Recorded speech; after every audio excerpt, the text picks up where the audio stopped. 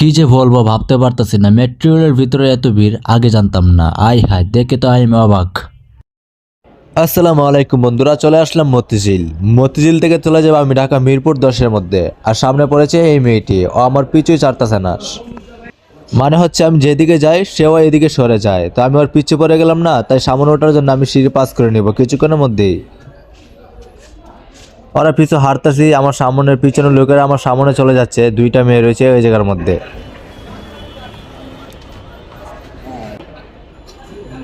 তো আমি okay pass দিয়ে উপরে চলে আসলাম, চলে যাবে এখন টিকিট কাউন্টারের ভিতরে।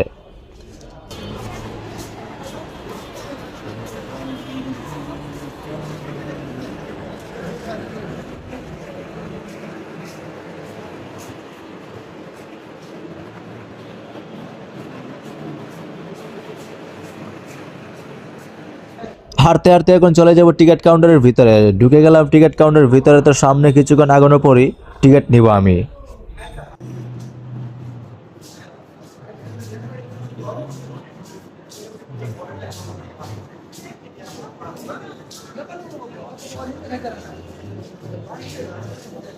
টিকিট নিব কি দেখেই তো অবাক, দেখেন কত লম্বা সিরিয়াল লেগে রয়েছে। তোকে এখন কিভাবে টিকিট নিব ভাবতাছি, এটাই অনেক লম্বা সিরিয়াল রয়েছে এটার ভিতরে।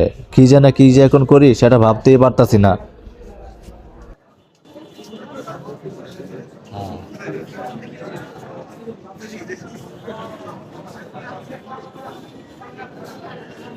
এদিকে আয়।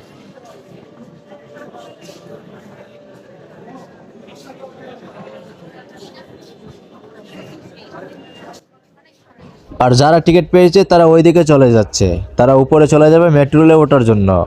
সিকিউরিটি গার্ডে ওদেরকে চেক করে ভিতরে ঢুকিয়ে দিচ্ছে।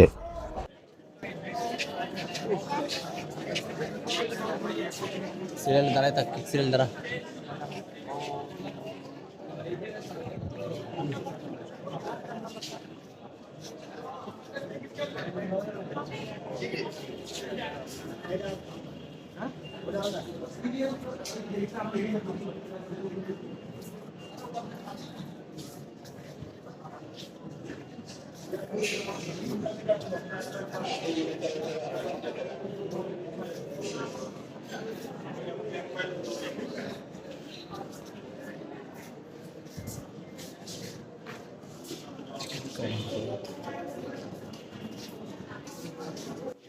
তো কিছু আর করার নেই, আমি সিরিয়ালে দাঁড়িয়ে গেলাম টিকিটের জন্য।